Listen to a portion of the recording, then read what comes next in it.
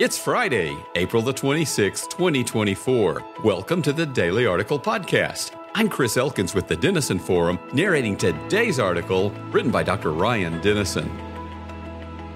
When news first broke back in 2017 that movie mogul Harvey Weinstein had been accused of repeatedly harassing and sexually abusing women across 3 decades, it shocked many of those outside the industry and sparked the Me Too movement. By the time he was convicted 3 years later, a great deal had changed within both Hollywood and the general public regarding how such allegations were handled. The impact of Weinstein's indictment and eventual conviction is part of why many found it so troubling when, yesterday morning, New York's highest court of appeals decided to overturn that conviction. The 4-3 verdict was hotly contested, and the majority eventually concluded that the judge in the original trial erred by allowing witness testimony from women whom Weinstein had previously assaulted, but whose accusations were not part of the charges he faced. In so doing, they argued that he prejudiced the jury against Weinstein in a way that was beyond the bounds of the law.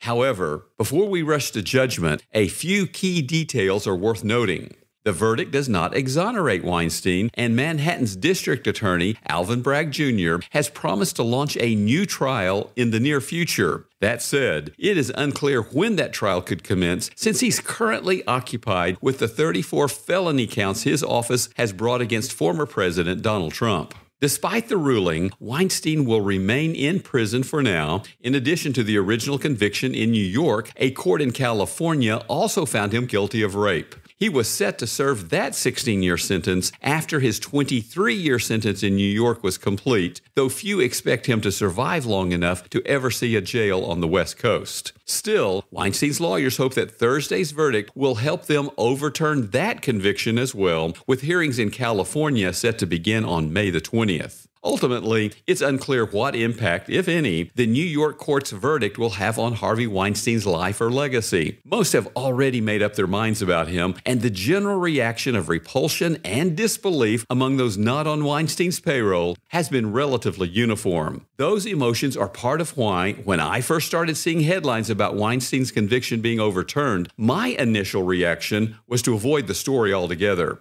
After all, the idea he could go free because the courts essentially brought too much evidence against him is difficult to stomach. If I'm honest, that's how I still feel. And that's all right. Sin, especially sin that devastates its victims to the extent of the sexual predation for which Weinstein was originally found guilty, should turn our stomachs and make us long for justice. However, it can be easy to forget that God sees all of our sin in that way. That's not to say that the practical consequences of stealing a pack of gum or cursing when you stub your toe compare with the damage wrought by abuse and violence. But every sin takes us further from our perfect God, so he is right to judge them, and that too is a good thing. As Miroslav Volf once described, quote, "Though I used to complain about the indecency of the idea of God's wrath, I came to think that I would have to rebel against a God who wasn't wrathful at the sight of the world's evil. God isn't wrathful in spite of being love. God is wrathful because God is love."